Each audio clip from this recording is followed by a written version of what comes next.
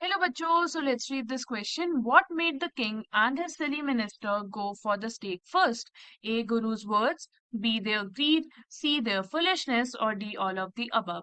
तो बेसिकली जो किंग और उसका मिनिस्टर था वो मर गए थे इन प्लेस ऑफ गुरु और उनके डिसिपल के।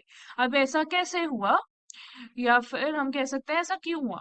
तो this question is from the chapter in the kingdom of fools. तो अगर हम बात करें इस चैप्टर के करेक्ट इस क्वेश्चन के करेक्ट आंसर की, तो गुरु को पता था कि जो किंग और मिनिस्टर है उस कंट्री के वो बहुत ही ज्यादा बहुत बड़े फूल्स हैं। तो in order to save his disciple गुरु ने एक प्लान बनाया।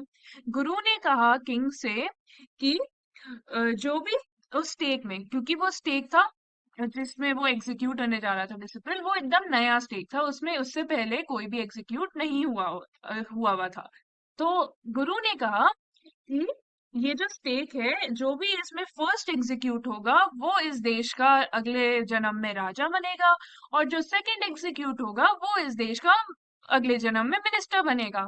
तो बेसिकली जो किंग और मिनिस्टर थे वो बहुत ज्यादा लालची थे और बहुत ज्यादा फुलिश भी थे कि उन्होंने उनकी वो लोग बहकी हुई बातों में आ गए गुरु के। वीकेंड से वो बहकावे में आ गए गुरु के। तो उनका लालच और फुलिशनेस तो थी, और गुरु के वर्ड्स की वजह से किंग और मिनिस्टर ने अपनी जान दे दी। बेसिकली उन्होंने अपने आप को एग्जीक्यूट करा दिया इन ऑर्डर, बेसिकली लालच में उन्होंने अपने आप को एग्जीक्यूट कराया जिससे कि वो अगले जन्म में भी उस देश के किंग और मिनिस्टर बन पाए। तो इसका आंसर हो जाएगा D, all of the above.